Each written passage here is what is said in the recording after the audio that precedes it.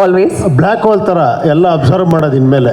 ಓ so S, ನಿಮ್ಮ ಪ್ರಶ್ನೆಗಳಿಂದ ಶುರುವಾಗಲಿ.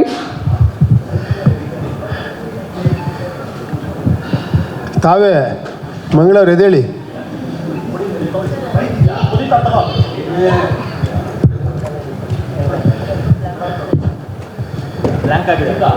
Sir ಅದೇ ನೀವು ಬ್ಲ್ಯಾಕಲ್ಲಿ ಬಂದಿದ್ದೀರಾ. ನಾನು ಕೇಳಬೇಕು ಕ್ವಶನ್ ಇವಾಗ, ಫಸ್ಟೇ ಹೇಳಿದ್ರು.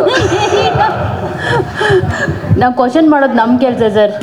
ಕ್ವಶನ್ ಮಾಡೋದು ನಮ್ಮ ಕೆಲಸ ನೋಡಿ, ಅದಕ್ಕೆ ಆನ್ಸರ್ ಮಾಡೋದು ನಿಮ್ಮ ಕೆಲಸ. ಮಾಡಲ್ಲ ಅಂತ ಆನ್ಸರ್. ಅದು ಯು ಐ ಸಿನಿಮಾ ನೀವು ಹೇಳಿದಾಗೆ ಯು ಐ ಸಿನಿಮಾದಲ್ಲಿ ಎಲ್ಲ ಡೈನಮಿಕ್ಸ್ ಉಲ್ಟಾ ಆಗುತ್ತೆ. ಅಲ್ವಾ?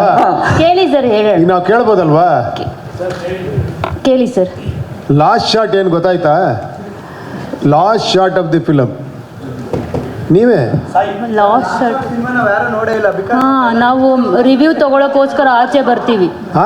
ರಿವ್ಯೂ ತಗೊಳ್ಳೋದಕ್ಕೆ ನಾವು ಆಚೆ ಬರ್ತೀವಿ 5 minutes 10 minutes ಬಿಫೋರ್. ಅಲ್ಲ, ಲಾಸ್ಟ್ ಶಾಟ್ ನೋಡಿದ್ರೆ ಏನು ರಿವ್ಯೂ ತಗೊಂತೀರಾ ನೀವು? ಅದಕ್ಕೆ ಥಿಂಕ್ ಮಾಡ್ತಾ ಇದ್ದೀನಿ. ನಿಮ್ಮ ಲಾಸ್ಟ್ ಶಾಟ್ ಚೆನ್ನಾಗೇ ಇರುತ್ತೆ ಸರ್. ನಿಮ್ಮನ್ನ ಜನರಿಗೆ ತಲುಪಿಸ್ಬೇಕು, ನೀವು ಮಾಡಿರೋ ಸಿನಿಮಾಗಳನ್ನ ಜನರಿಗೆ ತಲುಪಿಸ್ಬೇಕು ಅಂತಂದರೆ ನಾವು ಕ್ಲೈಮ್ಯಾಕ್ಸ್ಗಿಂತ 10 ನಿಮಿಷ ಮುಂಚೆ ಥಿಯೇಟರಿಂದ ಆಚೆ ಬರಲೇಬೇಕು. ನಾನು ಲಾಸ್ಟಲ್ಲೇ ತಲುಪಿಸಿರೋದು, ನೀವು ಅದನ್ನೇ ನೋಡಿದೆ ಹೊರಗೆ ಬಂದು ಏನು ತಲುಪಿಸ್ತೀರಾ? ಸರ್ ಜನ ಹೇಳ್ತಾರೆ ಸರ್ ನೀವು ಕ್ಲೈಮ್ಯಾಕ್ಸ್ ಏನು ಕೊಟ್ಟಿದ್ದೀರಾ ಅಂತ, ಅದನ್ನ ನಾವು ಜನರಿಗೆ ತಲುಪಿಸೋ ಕೆಲಸ ಮಾಡಿದ್ದೀವಿ sir. Thank you very much. ನಾನು ಇದು ಮಾಡ್ತಿಲ್ಲ, ನೀವು ನೋಡಿದ್ರ ಅಂತ ಒಂದು ಕ್ಯೂರಿಯಾಸಿಟಿ ಕೇಳಿದೆ ಅಷ್ಟೇ. ಇಲ್ಲ ಸರ್, ನಾವು ಯಾವುದು ಕ್ಲೈಮ್ಯಾಕ್ಸ್ 10 minutes ನೋಡಲ್ಲ ಸರ್. ಲಾಸ್ಟ್ 10 ಬಿಗಿನಿಂಗು ಲಾಸ್ಟ್ ಎರಡು. ಓಕೆ, ಬಿಗಿನಿಂಗ್ ನೋಡ್ತೀವಿ ಸರ್. ಬಿಗಿನಿಂಗ್ ನೋಡಿದೆ. ಕ್ವಶನ್ ಕೇಳೋ ಹಾಗೆ ಇಲ್ಲ ಸರ್, ಯಾಕಂದ್ರೆ ಹೇಳ್ಬಿಟ್ಟಿದ್ದೀರಾ ಅದು ಈ ಸಿನಿಮಾನ ಯಾರು ರಿವ್ಯೂ ಮಾಡೋದಕ್ಕೆ ಆಗೋದಿಲ್ಲ ಅಂತ ಹೇಳ್ಬಿಟ್ಟು. ಹೆಂಗ್ ಕ್ವಶನ್ ಕೇಳ್ತೀರಾ ನೀವು?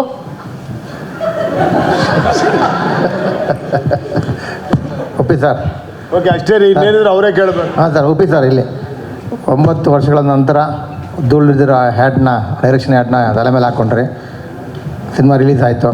ಎಲ್ಲ ಕಡೆಯಿಂದ ಒಂದಷ್ಟು ಮೆಚ್ಚುಗೆಗಳು, ಸಿನಿಮಾ ಬಗ್ಗೆ ಒಂದು ಪಾಸಿಟಿವ್ ಎಲ್ಲ ಕಡೆ ಬಂತು. ಬೇರೆ ಬೇರೆ ರಾಜ್ಯಗಳ ಬೇರೆ ಬೇರೆ ನಿರ್ದೇಶಕರುಗಳು ಕೂಡ ಸಿನಿಮಾಗಳು ನೋಡಿದ್ದಾರೆ. ನಿಮಗೆ ಒಪಿನಿಯನ್ ಹೇಗೆ ಬರ್ತಾಯಿದೆ ಎಲ್ಲ ಕಡೆಯಿಂದ?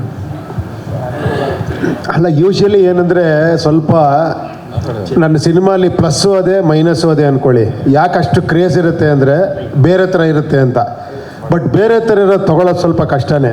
ಯಾಕಂದರೆ ನಿಮಗೆ ಒಂದು ಫಾರ್ಮೇಟಿಗೆ ಫಿಕ್ಸ್ ಆಗಿರ್ತೀರ ನೀವು. ಸಿನಿಮಾ ಅಂದರೆ ಒಂದು ಫಾರ್ಮೇಟು, ನೀವೇ ಹೇಳ್ತಾ ಇರ್ತೀರಿ ಇಲ್ಲೊಂದು ಸಾಂಗು, ಇಲ್ಲೊಂದು ಫೈಟು, ಇಲ್ಲಿದು ಇಲ್ಲಿ ಎಮೋಷನ್ನು ಅಂತ. ಸೊ ಅದನ್ನು ಬ್ರೇಕ್ ಮಾಡಿದಾಗ ಏನಾಗುತ್ತೆ, ಸ್ವಲ್ಪ ತಲೆ ಕೆಡುತ್ತೆ. ಬಟ್ ಅದನ್ನು ಕೂಡ ಇಂಟ್ರೆಸ್ಟಿಂಗ್ ಆಗಿ ತೊಗೊಂಡೋಗಿ ಅದರಲ್ಲಿ ತುಂಬ ವಿಷಯಗಳು ಹೇಳೋದಿದೆಯಲ್ಲ, ದಟ್ ಈಸ್ ಸ್ವಲ್ಪ ಡಿಫಿಕಲ್ಟೇ. But I tried actually.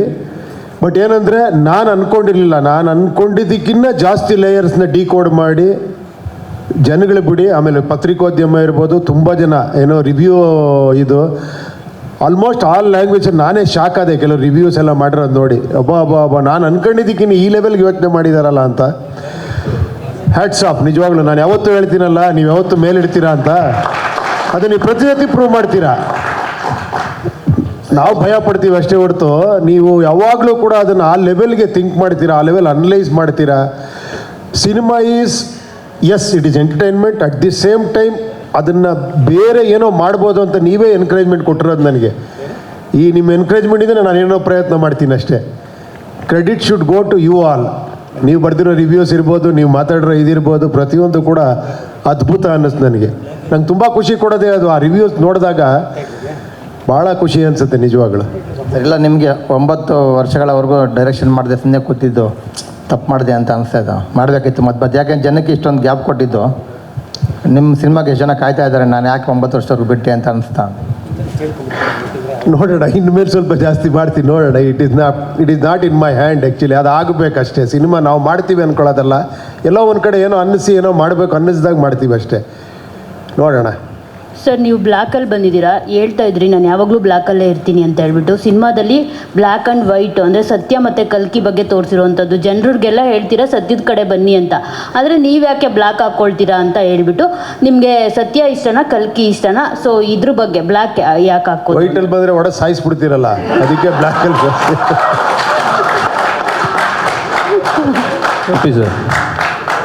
ಒಪ್ಪಿ ಸರ್.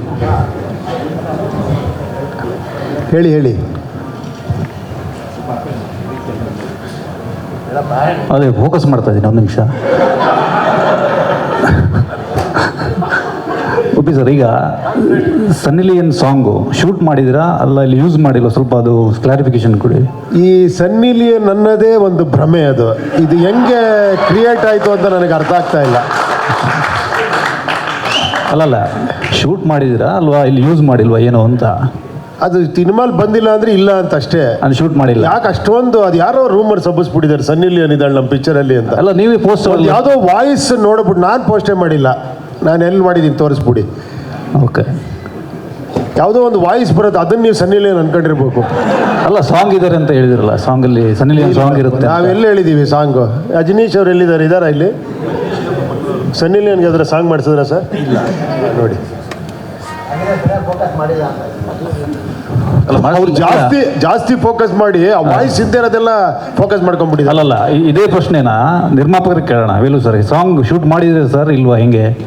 ಎಲ್ಲ ಪತ್ರಿಕಾ ಮಿತ್ರರಿಗೂ ನಮಸ್ಕಾರ.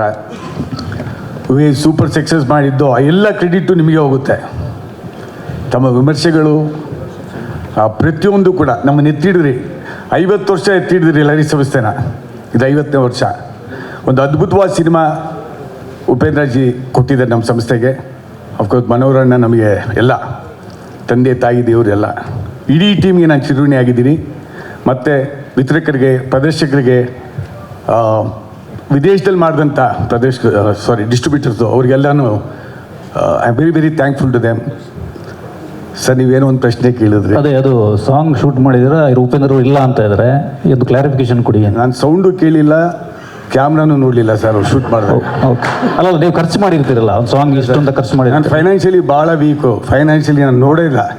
ಓಕೆ, ಈಗ ದುಡ್ಡು ಕೊಟ್ಟಿದ್ದೆ ತಾನೇ, ಅವ್ರು ಬಂದಿದ್ರು ಇಲ್ಲ ಅಂತ ಗೊತ್ತಾಗಬೇಕಾಗ್ಬೇಕು ನಿಮಗೆ.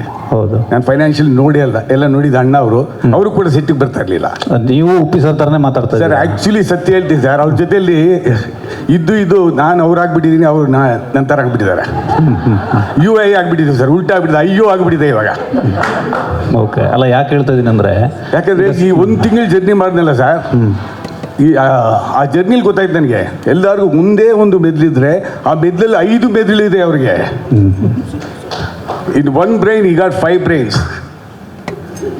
ಇವತ್ತು ನೋಡಿ, ಇವತ್ತು ಇನ್ನೊಂದು ಏನಂದ್ರೆ ಅದ್ಭುತ, CK ಅಂತ ಹೆಸರು ಕೊಟ್ಟೆ. CK ಅಂದರೆ ಕೆಲ್ವಿನ್ ಕ್ಲೀನ್ ಇವತ್ತು ಹಾಕೊಂಬಂದಿದ್ದೀನಿ. ಅದೇ ರೀತಿ ಶ್ರೀಕಾಂತ್ ಅವರು ಹಾಕೊಂಬಂದಿದ್ದಾರೆ ನೋಡಿ CK, ಅದು ಗ್ರೀನು ಸೇಮ್ ಜೀನ್ಸು.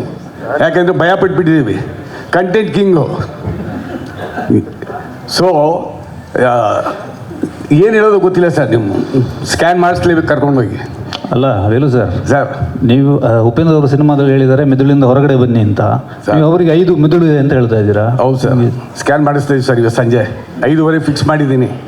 ನಮ್ಮ ಸಣ್ಣಿಲ್ಲ ಅದೇ ಟೆನಿಯರ್ ಡ್ಯಾಮೇಜ್ ಸೆಂಟರ್ ಅಂತಿದೆ ಸದಾಶಿವದಲ್ಲಿ, ಕರ್ಕೊಂಡು ಹೋಗ್ತಾ ಮನೆ ಪಕ್ಕನೇ. ಓಕೆ, ಬಿಡದೆ ಕರ್ಕೊಂಡು ಹೋಗ್ತಾ ಇದ್ದೀನಿ. ಅದು ಕಲ್ಕಿಯಾಗಿ ಅವತಾರ ಮಾಡ್ತಾರೋ ಅಲ್ಲಿ, ಇಲ್ಲ ಸತ್ಯಾಗಿ ಅವತಾರ ಮಾಡ್ತಾರೋ ಗೊತ್ತಿಲ್ಲ ಅಲ್ಲಿ.